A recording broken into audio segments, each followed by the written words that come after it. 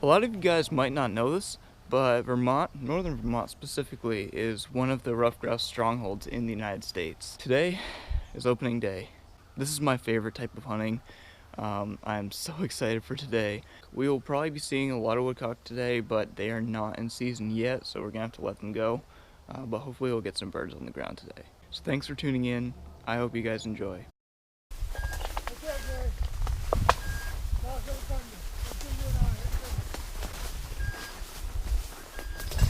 Woodcock.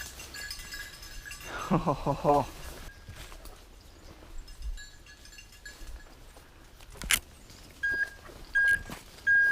Oh, there he goes, woodcock. Right here. Yeah. Which way is he looking? Oh, yeah, I see it. Yeah. These guys got a bird. Didn't get that on video because I was changing batteries at the time. We had a covey of 5 flush. I didn't have any shots, so I'm not too upset about it.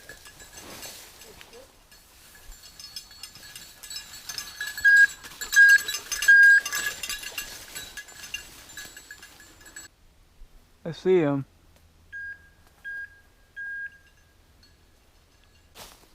He's looking right at the ground. Yep, woodcock. Woo! Another one, he went down right here too. He's got one right here. Yep. Yep. Right there. Yep. Woodcock. Ooh. He was so dead.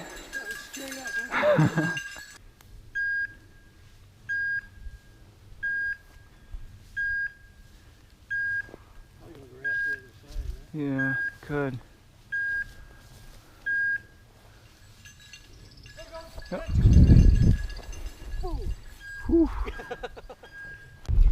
Alright guys, so in terms of hunting, this weekend was kind of a bust. I'm actually headed out on my way to school now for the week. We saw a lot of woodcock, but they were not in season. We couldn't shoot them. Only rough grouse, partridge, whatever you want to call them. We had a tough time finding them. I actually got a shot at one yesterday, the one moment my camera wasn't rolling, but he was just booking it across an open field like 2 feet off the ground. They fly fast in open areas. You think it's going to be easy shooting, but a lot of times it's not. But yeah, I still want to make the most out of this video. I want to show you guys the birds that we did see because I think it's pretty cool, and show you a little bit of what I do. But to add a little bit of value to this video, I am going to do a quick rundown of things that you need to go upland bird hunting, things that you might want or should have, and the things that you really don't need when you do this type of hunting. First, let's start with shotgun. A lot of people have a lot of opinions. What I suggest is a 20 gauge shotgun that you can adjust the choke tubes in. I started hunting with a pump action Mossberg 500, and it wasn't ideal, but it got the job done. If you want to get into ideal shotguns, it really doesn't cost that much money. You can pick yourself up a double barrel side by side or over under, and I believe you'll be very well suited for this type of hunting. The double barrel I got, which is a Ruger Red Label, it's just what I picked it up. It felt right. It swings really well for me, and honestly, that's what's more important than the brand of the shotgun or the price point. If you can find like a cheap shotgun like a Stoeger, for example, I'm a big fan of Stoeger shotguns. They make some really nice side-by-side 20 gauges. The Upland or Field comes to mind. Those guns are quite heavy in a good way. The wood's very dense and they swing really nicely. Okay, the next thing that I think is really important is a good pair of waterproof boots. The reason is a lot of where we walk, it obviously depends on your location, but where we go, it tends to be quite swampy in a lot of places.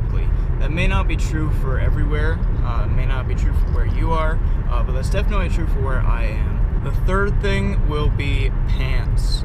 I would not just recommend wearing any old pants when you're walking through this stuff. If you noticed, we were walking through some pretty thick stuff a lot of the time, and for a good chunk of the time it was things like blackberry bushes or raspberries, or basically things with thorns. And you want to have pants that are thick enough and tough enough that it doesn't poke through your pants and into your skin. So I wear Carhartts. They last a long time, they're tough, and they're pretty comfortable. They're a little stiffer than your average everyday jeans, but they are work pants. They're not, you know, casual wear. The next thing that I think is really important, but not a necessity for bird hunting, is a vest. Now, I want to add the caveat that wearing orange, especially an orange hat, is very important for this type of hunting, because you spread out in the woods. You always need to be aware of where everyone else is so you're not shooting towards them. So that's why blaze orange comes in handy. That's why you see a lot of upland bird hunters wearing complete orange, because you're not trying to hide from the bird. That's not really how this works. You're just trying to make sure everyone knows where everyone is at the same time, and having that extra visibility is helpful. With that being said, these vests serve a lot more purposes than just having this orange chunk here. So basically, it's got these side pockets that can hold some shells. Now there's pockets in here where you can hold lots of other things. Your phone, you can hold some band-aids, you can hold some snacks, you know, whatever you decide that you need. And then inside here, there's just this giant continuous pocket inside that basically is used for storing your birds when you shoot them. I've also put water bottles in there. I've put snacks in there. I've put empty shells in there, because always make sure you're trying to pick up your empty shells when you shoot. Keep the place clean. It's not that hard. So yeah, I dump my empty shells in there as well. And then at the end of the day, when you need to clean it out, pretty much every vest is different in terms of how they're built and how they work. When you reach the end of the day and you want to clean your vest out, just undo a zipper or buttons or whatever it could be, and your vest opens up. You can rinse it out, clean it out, do whatever you want to keep it looking good and new for years to come. This is a very simple type of hunting. I've actually noticed there aren't a lot of good YouTube videos around, so I'm trying to fix that. There's going to be a lot more videos coming out. I'm going to try to edit them so that, one, they are interesting, two, they are informative. One thing I see a lot of people discussing and talking about is, you know, hey, what shot do I even run for these birds? What size shot, what size shells, what type of choke? When we get into woodcock season, where most of our shots are going to be inside of 10, 15 yards. Now this is where a double barrel comes in handy. When I'm woodcock hunting, I will run number 8 shot in both my barrels. First barrel, I'll use what's called a skeet choke, basically a just very slightly constricted cylinder bore. And then the second barrel, I will put an improved cylinder choke in. Now once the leaves start falling, once, you know, the woods opens up a little bit, I'll switch to 7.5 shot. And I'll run it through the same setup, open choke in the bottom, or skeet, and improved cylinder in the top barrel. I want you to keep in mind that I do these things because we are actually primarily hunting woodcock. Now, what I was doing this weekend, since we were hunting ruffed grouse exclusively, the bottom barrel is an improved cylinder choke. My top barrel will be a modified choke.